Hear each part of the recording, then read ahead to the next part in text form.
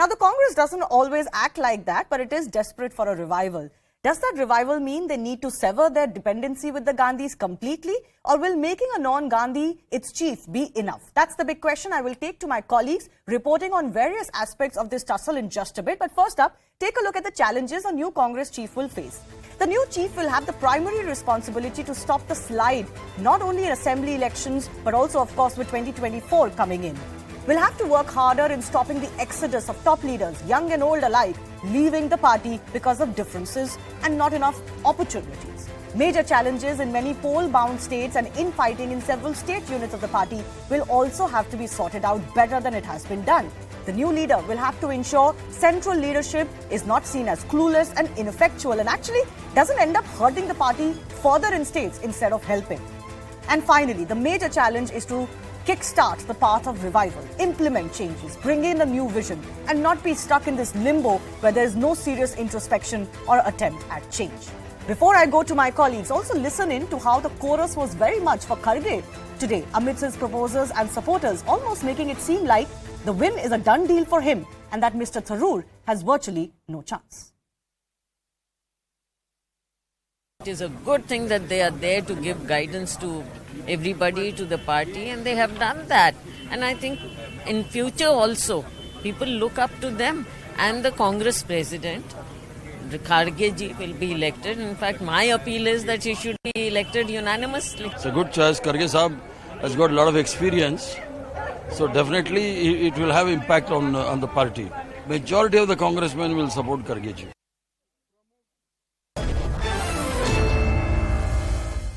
I want to go across to Pallavi Ghosh, our senior editor, tracks the Congress party very closely. Aman Sharma, senior editor, News18.com, joining me in the studio. Incidentally, they're the Power Circuit team. You can watch their YouTube podcast on politics and everything on our YouTube channel. Amit Bhatt, input editor, News18 Rajasthan, is also joining us because remember, all of this presidential race has become very intrinsically linked to now what happens next in Rajasthan. But Pallavi, I am coming to you first up. What did you make? I mean, Mr. Hussain, you heard, was defending vociferously the fact that these elections are as free and fair as they can be. I'm not going to compare it to the BJP, but internally within the Congress party, do you believe they've managed to put the exercise that they wanted to, or have there been too many hiccups on the way? No, I don't think they've been managed to convey the message which Sonia Gandhi wanted to convey, that this is going to be a very impromptu exercise where I'm going to be neutral.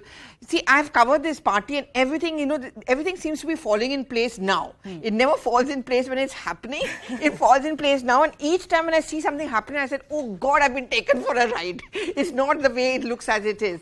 But very quickly, just to give a backdrop of it, I mean, I think the game changer in a sense became when Ashok Gehlot he rebelled or whatever. That's where Sonia Gandhi was angry, she was fuming, she of course predictably spoke to Priyanka as well as Rahul Gandhi, and this is the time for revenge. So how do you take revenge? You're not going to become the president. Which she thinks is a punishment, which I don't think he thinks is a punishment for Mr. Gehlot. Yeah, I think he must be really happy, thank God it's not happening. Yeah. And that's when she sent Mukul Basting, told him that when you go to meet Mrs. Gandhi, just tell her I don't want to contest.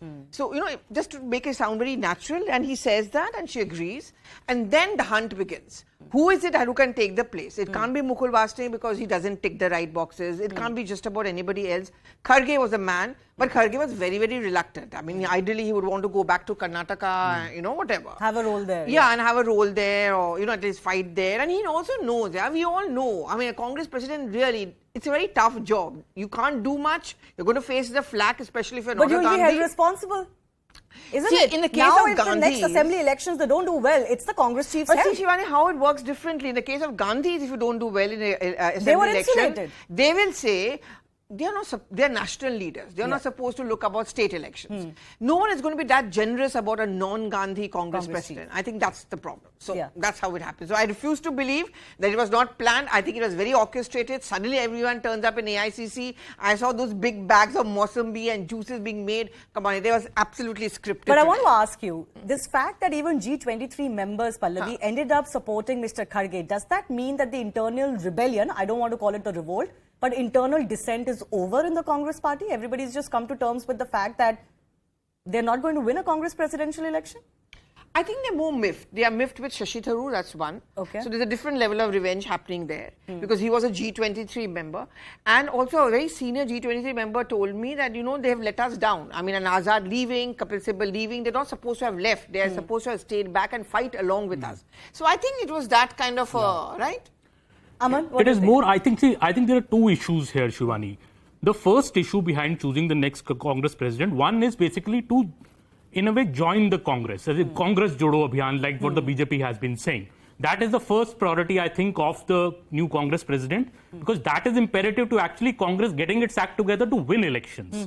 In that aspect, I think Mr. Mallikarjun Kharge might be a better bet for the Congress. One, if you see that in the proposal list as well, there are from He's both brought camps, everyone from the together. G23. So in a way, it's a good start. Both the camps in a way have got together and proposed Mr. Kharge's name.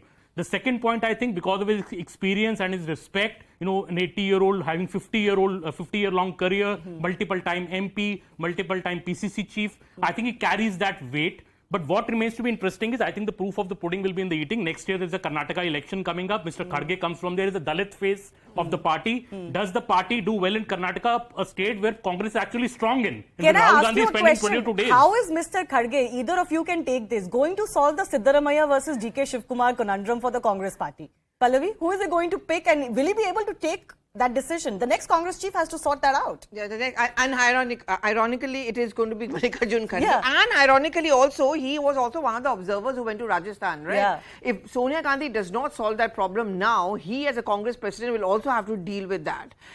Is he up to it? Sorry? Is he up to it? Up to these challenges? I think ideally this is one last decision which I think he wants Sonia Gandhi to take, because it's not going to be an easy one either which way, and you leave the dirty job to her, and also the calculation that perhaps the disgruntled elements will listen more to her than to him. I think that's the point. Yeah. Karnataka, I don't know, Aman. I don't think he's going to be too involved now, will he? Well, I don't know. I think the more important pressing topic for Congress now is Rajasthan. Let's keep a very close eye on it. I think the Congress presidential election mess may have got sorted out today. But that Please mess watch is out for still- Rajasthan. If the Congress takes a step to remove Mr. Ashok Gehlot as the chief minister, a big desert storm is brewing. I don't think the 80 to 90 MLAs which are backing Mr. Gehlot are going to sit silently. Mr. Yeah, now Gehlot that will try his best not to get Sachin Pilot be made the next chief minister. Let me take that to Amit Bhatt because he's tracking this very, very closely in Rajasthan. Amit, आपको क्या लग रहा है? क्या अशोक गहलोत की Congress top job से तो मौका गया ही, क्या उनकी चीफ मिनिस्टर की पोजीशन भी अब जाने वाली है? आपको लगता है कि गांधीज ने मन बना लिया है, ऐसा सिग्नल आ गया है? क्योंकि ये तो लग रहा है यहाँ दिल्ली में बैठ के कि वो खुश नहीं है, कुछ ना कुछ तो ऐसे, जैसे पल्लवी ने वर्ड यूज किया रिवेंज, कुछ ना कुछ तो और पनिशमेंट मिलेगी. देखिए शिवानी, अशोक गहलोत भले ही इसमें खुश दिख नहीं रहे हों, लेकिन इस वक्त तो सबसे ज़्यादा खुश अगर वो होंगे तो वो इस बात से होंगे कि उनको जो कांग्रेस अध्यक्ष का जो पद था उस चुनाव में उतरने का था, वो उनकी मर्जी के बिना, उनकी खुशी के बिना, क्योंकि वो कभी भी इस पक्ष में नहीं थे कि वो राजस्थान छोड़ करके जाएं. और ये बात वो कई बार अपने सहयोगियों को, जो यहाँ पर जितने उसके एमएलएस थे, जितने निर्दलीय थे या दूसरे और जो बाहर से सपोर्ट कर रहे हैं, उनको वो हर बार ये कह चुके थे. राजस्थानी में एक स्लैंग का इस्तेमाल करते हैं हर बार, मैं थांसू दूर को नहीं, मतलब मैं आपसे कभी भी दूर नहीं हूँ. तो ये हर बार जब ये कहने का मतलब ये था कि वो यहाँ से जाना ही नहीं चाहते हैं. तो सबसे ज़्यादा उनके मन की जो बात हुई है वो ये हुई है कि उनको वहाँ अब बट उस दिल्ली मन नहीं की जाना बात होगा और यहाँ तक चीफ आते मिनिस्टर की आते तरह बने अमित रहे. बहुत बड़ा ब्लंडर भी तो हो गया है अब जयपुर में. हम जो हमारी, देखिए शिवानी, क्या होता है कि कई सोर्सेज होते हैं जिनसे बात होती है, जिसमें टॉप लीडर्स भी होते हैं और उनके जो थिंक टैंक है उनसे भी बात होती है, जो आला कमान तक बातें पहुंचाते हैं, उनको चीज़ें पेश करते हैं, उनसे ही बात होती है. तो जहाँ तक ये समझ में आती है कि ये सब चीज़ें जो जितना भी हुआ है, अशोक गहलोत, देखिए अशोक गहलोत बहुत मजे हुए राजनीतिज्ञ हैं, बहुत मजे हुए नेता हैं, लंबा एक्सपीरियंस है उनको. 40 साल की अपनी जो वफादारी है कांग्रेस के प्रति, जो खुद बार बार कहते आए हैं, उसको केवल 1 साल की जो यहाँ पर मुख्यमंत्री काल इनका बचा था, उसके लिए वो इस तरह से दाव पे नहीं लगाएंगे. तो अब आप